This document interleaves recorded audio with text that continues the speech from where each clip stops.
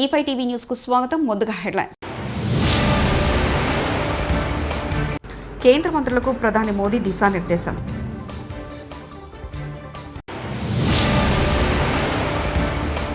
పర్యావరణ పరిరక్షణలో ఏపీని ఆదర్శంగా చేస్తాం సీఎం చంద్రబాబు.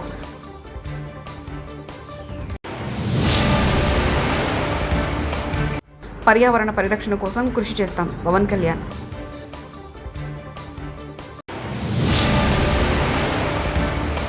త్వరలోనే బాలికా రక్షణ టీం మంత్రి సీతక్క ప్రకటన.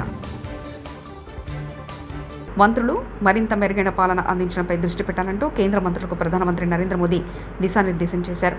ఈ మేరకు ఆయన కేంద్ర మంత్రిమండలి సమావేశంలో కీలక వ్యాఖ్యలు చేశారు. బుధవారం దాదాపు 4 గంటల పాటు కేంద్ర మంత్రిమండలి సమావేశం సాగింది. ఈ సందర్భంగా మోదీ మంత్రులను ఉద్దేశించి మాట్లాడారు. మన ముందు పెద్ద లక్ష్యాలున్నాయని, సమయం మాత్రం పరిమితంగానే ఉందని చెప్పారు. కాగా మంత్రిమండలి సమావేశానికి ముందు జన కులగణన షెడ్యూల్లో కేంద్ర హోంశాఖ ప్రకటించింది. జన కులగణనలో ముడిపడే నియోజకవర్గాల పునర్విభజన, మహిళా రిజర్వేషన్లు అమలు నేపథ్యంలో ప్రధాని మోదీ వ్యాఖ్యలు ప్రాధాన్యత సంతరించుకున్నాయి. మహిళా శిశు సంక్షేమం కోసం ఎన్నో కొత్త ఆలోచనలకు మేధో మదన సదస్సు ప్రాణం పోసిందని మహిళా శిశు సంక్షేమ శాఖ మంత్రి ధనసరి అనసూయ సీతక్క అన్నారు.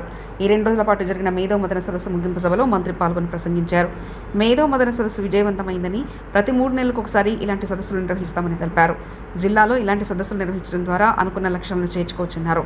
ఈ సదస్సులో మహిళా శిశు సంక్షేమంపై పనిచేస్తున్న స్వచ్ఛంద సంస్థలు, మేధావులు తమ విలువైన సలహాలు ఇచ్చారని అన్నారు. 1,000,000 మొక్కలు నాటి వాటిని సంరక్షించడమే తమ లక్ష్యమని ఆంధ్రప్రదేశ్ రాష్ట్ర ఉప ముఖ్యమంత్రి పవన్ కళ్యాణ్ వ్యాఖ్యానించారు.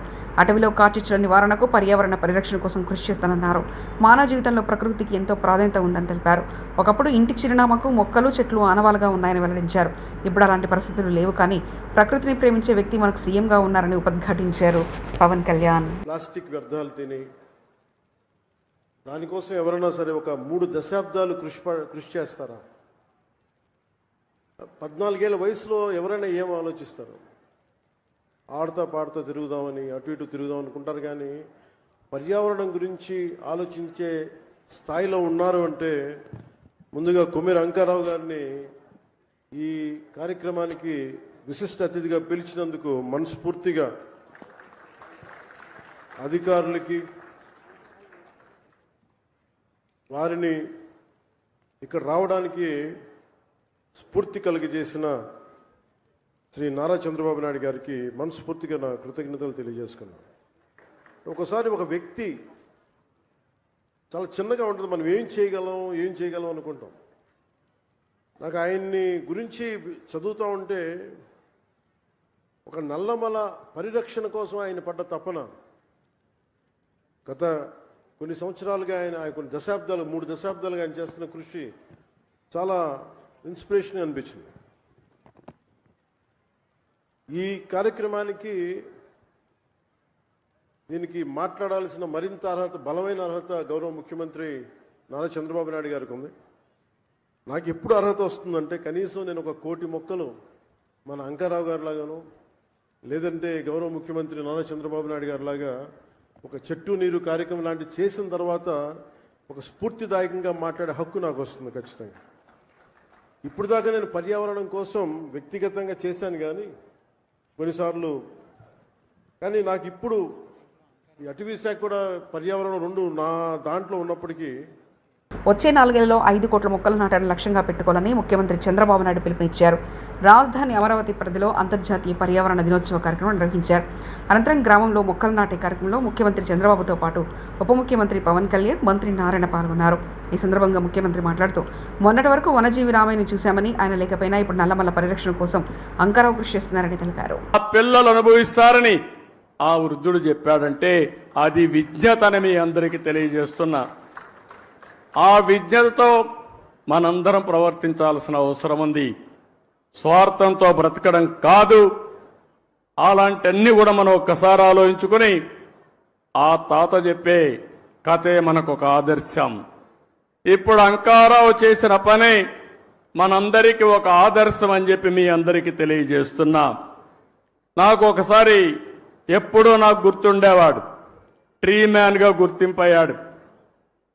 ఆ రోజు పద్మశ్రీ వనజీవి రామయ్య నా దగ్గరికి ఎప్పుడూ వచ్చేవాడు. ఎప్పుడు వచ్చినా ఒక చెట్టు తీసుకొచ్చేవాడు. ఊరూరు తిరిగేవాడు. అందరికీ విత్తనాలు పంచేవాడు. సంవత్సరం వచ్చి నాకు రిపోర్ట్ చేసేవాడు. నేను ఈ కార్యక్రమాలు చేస్తా ఉంటే ఆయన ఎప్పటికప్పుడు ప్రోత్సాహపడి ఉత్సాహవంతుడై రోజుకు ఒక మొక్క నాటేవాడు. ఆయన నాటడమే కాదు, అందరి దగ్గర నాటిచ్చేవాడు. ఆ చెట్లను పెంచే కార్యక్రమాన్ని కూడా ఆయన నిర్వహించాడు. అందుకే కేంద్ర ప్రభుత్వం పద్మశ్రీ అవార్డు ఇచ్చింది. దీన్ని మనస్ఫూర్తిగా నేను అభినందిస్తున్నాను. ఆయన ఒక్కసారి స్మరించుకోవాల్సిన బాధ్యత మనందరిపైన ఉందని చెప్పి కూడా నేను మీకు తెలియజేస్తున్నా. ఈరోజు మనం అందరం కూడా గుర్తుపెట్టుకోవాల్సింది స్వర్ణాంధ్ర, స్వచ్ఛాంధ్ర. స్వర్ణాంధ్ర అనగానే ఏదో ఎక్కువ ఆదాయం రావాలి. నేను అందుకే చాలా స్పష్టంగా చెప్పాను. స్వర్ణాంధ్ర అంటే ఆదాయం పెరగాలి, ఆరోగ్యం బాగుండాలి, ఆనందంగా ఉండాలి. వెల్తీ, హెల్తీ, హ్యాపీ సొసైటీ కోసం మనం పనిచేస్తున్నాం. ఇది జరగాలంటే పర్యావరణాన్ని కాపాడుకోవాలి. పెద్ద ఎత్తున ఈరోజు నేను చూశాను ఒక స్టాల్ కూడా. ఇక్కడ మా మంత్రి నారాయణ గారు ఉన్నారు, ఉప ముఖ్యమంత్రి గారి దగ్గర 2 బాధ్యతలు ఉన్నాయి. ఒకటి మీరు చూస్తే ఎన్విరాన్మెంట్, ఫారెస్ట్ ఉంది. దీనివల్ల మనందరినీ ఆరోగ్యం కాపాడాలంటే ఫారెస్ట్ మినిస్టర్గా ఉప ముఖ్యమంత్రి గారు చాలా కీలకం అని చెప్పి కూడా నేను మీకు తెలియజేస్తున్నా. అయోధ్య బాలరాముడి ఆలయంలో 2వ దశ విగ్రహాల ప్రాణప్రతిష్ఠ కార్యక్రమం అంగరంగ వైభవంగా జరిగింది. రామ్లల్లా ఆలయం తొలి అంతస్తులో ఏర్పాటు చేసిన రామ్ దర్బార్లోని విగ్రహాలకు ప్రాణప్రతిష్ఠ కార్యక్రమం నిర్వహించారు. యూపీ సీఎం యోగి ఆదిత్యనాథ్ ఈ కార్యక్రమానికి హాజరై ప్రత్యేక పూజలు చేశారు. రామ్ దర్బార్లో విగ్రహాలకు ఆయన హారతిచ్చారు.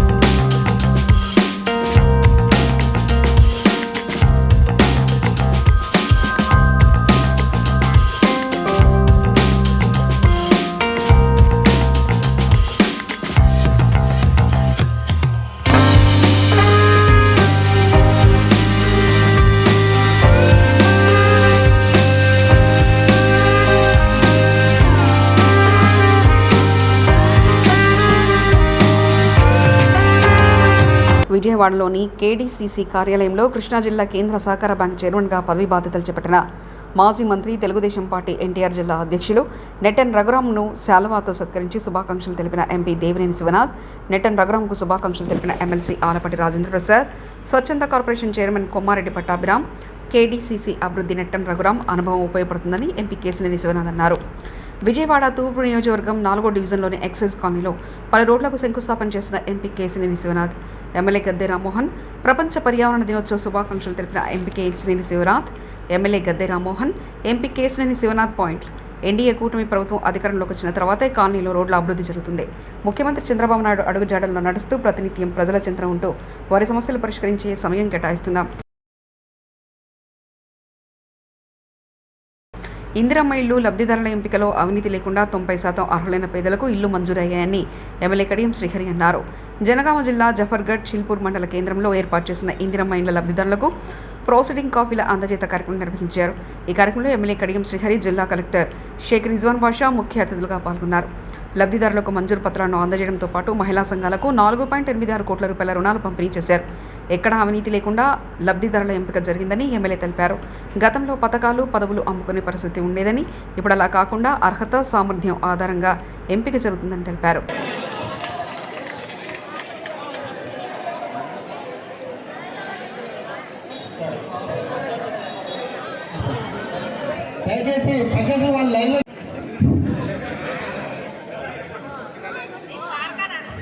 నెక్స్ట్ కూనూరు అండి, దయచేసి లైన్లో ఉండండి.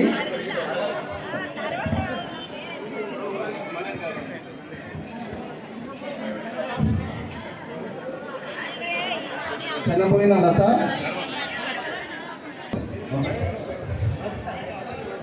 సంబంధించి లబ్ధాల పంపిణీ చేసిన సార్ ఎమ్మెల్యే గారు. తర్వాత గంగలపల్లి వెంకటప్ప సిద్ధంగా ఉన్నారు.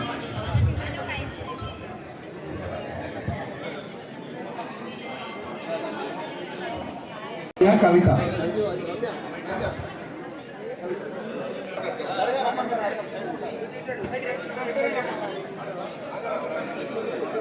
వరిమిలపల్లికి సంబంధించి మొహమ్మద్ షబానా, గంపేట కవిత, గండి స్వరూప, బాలపైన సరిత, ఈదుల సరోజన.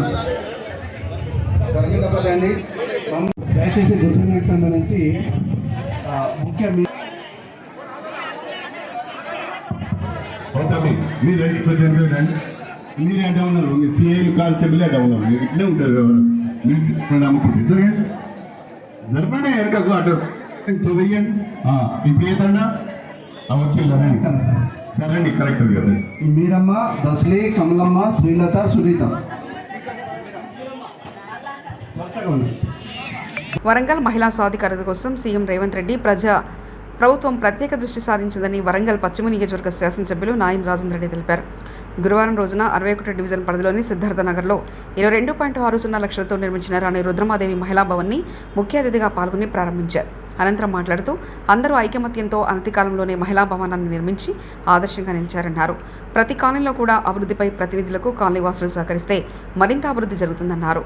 ప్రతి కాలనీలో కాలనీ అభివృద్ధికి కమిటీలు అవసరమని ఎమ్మెల్యే నాయని పేర్కొన్నారు.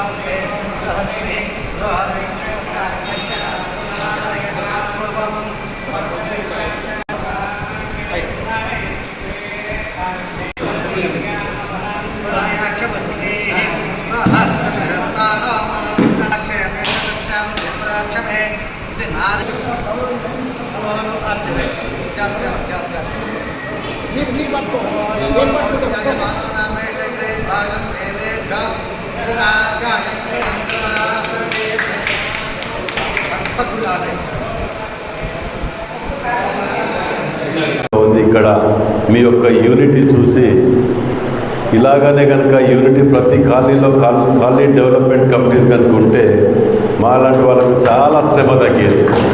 నిజంగా చాలా ఆనందంగా ఉన్నది. ఎందుకంటే మీరు ఎప్పుడు కూడా వచ్చినప్పుడు ఆడవాళ్ళు, మగవాళ్ళు, ఫ్యామిలీస్ అందరు కలిసి రావటం, ఒక పండుగ వాతావరణంగా సెలబ్రేట్ చేసుకోవటం చాలా సంతోషంగా ఉంది. ఇంకోటి ఇంతే కాకుండా ఈ యొక్క 61వ డివిజన్కు ఎన్నో నిధులు సుమారు 2.5-3 కోట్ల రూపాయలు ఎప్పుడు 50 లక్షల కంటే ఎక్కువ రాని డివిజన్లు ఇవాళ 2.5-3 కోట్లతోటి ఇవి కాకుండా ఇవి చిన్న ఇవి కాకుండా రోడ్లు, డ్రైనేజీలు అయినా కూడా ఇంకా సరిపోకుండా సాగరిక కానీ, డివిజన్ ప్రెసిడెంట్ రమేష్ కానీ వీళ్ళందరూ కూడా వీటి మీద ఎప్పటికప్పుడు మాకు ఈ సందులో లేదు, అందులో లేదు అని చెప్తూ ఉంటారు. ఇక హేమంత్ అంటే ఆయన బయటికి రాడు, చిన్నగా ఎప్పుడూ పాపం 104 ఉన్నదా లేదా అన్నట్టే ఉంటాడు. కానీ నిజంగా కూడా హేమంత్ లాంటి వాళ్ళు కూడా ప్రతి డివిజన్కి ఒకరు ఉండవలసిన అవసరం ఉన్నది. చాలా సంతోషం. ఏదైనా మీకు ఏది కావాలన్నా డివిజన్కు ఇంకోటి ముఖ్యంగా 2 నెలల్లో ఫాతిమా నగర్కు బ్రిడ్జ్ కూడా 2-3 నెలల లోపలనే ఓపెన్ కాబోతున్నది. దానికి కూడా 14.5 కోట్ల రూపాయలు ముఖ్యమంత్రి రేవంత్ రెడ్డి గారు నిజంగా మేము అసెంబ్లీ నడుస్తుంటే 4 సార్లు అడగగానే కొద్దిగా చికాకు పడ్డా. కేంద్ర మంత్రులకు ప్రధాని మోదీ దిశానిర్దేశం.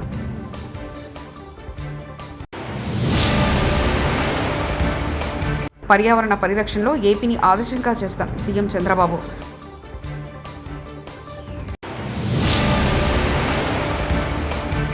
పర్యావరణ పరిరక్షణ కోసం కృషి చేస్తాం పవన్ కళ్యాణ్.